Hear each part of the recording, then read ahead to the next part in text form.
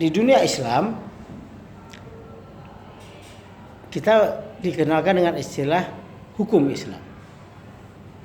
Tapi percayalah kalian bahwa tidak ada literatur kitab Arab yang menyebut dengan hukum Islam. Al-hukmu al-islami nggak ada. Ya.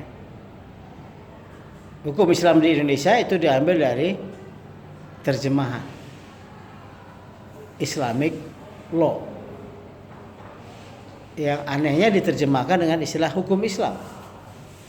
Padahal Islamic itu kan adjektif, kata sifat. Jadi yang tepat itu sebenarnya artinya adalah hukum yang Islami. Jadi termasuk nanti Islamic State, negara Islam. Gak ada negara Islam. Tidak ada namanya hukum Islam, tidak ada namanya negara Islam, tidak ada yang namanya sekolah Islam.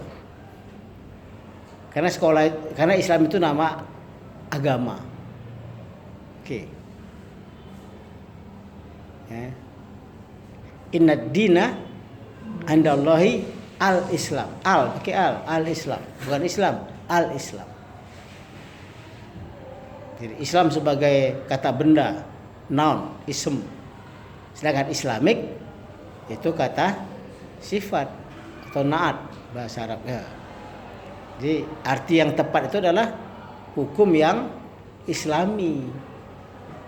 Nah, ini juga untuk menggambarkan bahwa hukum yang ada yang hidup sekarang adalah produk dari interpretasi atau penafsiran. Itu yang membuat kita harus hidup dalam nuansa toleran karena kita tidak hidup dengan kitab suci, tapi kita hidup dengan penafsiran, termasuklah hukum. Yang tepat itu hukum yang Islami. Tapi cuma bahasa Indonesia kan mau yang simple aja. Jadi hukum Islam, negara Islam, apalagi ekonomi Islam, politik Islam. Semuanya itu yang betul adalah Islamic.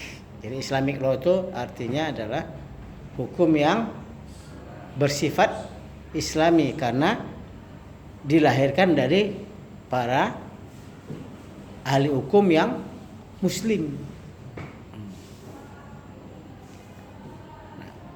Di dalam istilah yang terjadi di dunia Islam itu sebenarnya yang ada istilahnya adalah syariah. Pak, kenapa istilah ekonomi syariah itu jauh lebih aplikatif daripada istilah ekonomi Islam?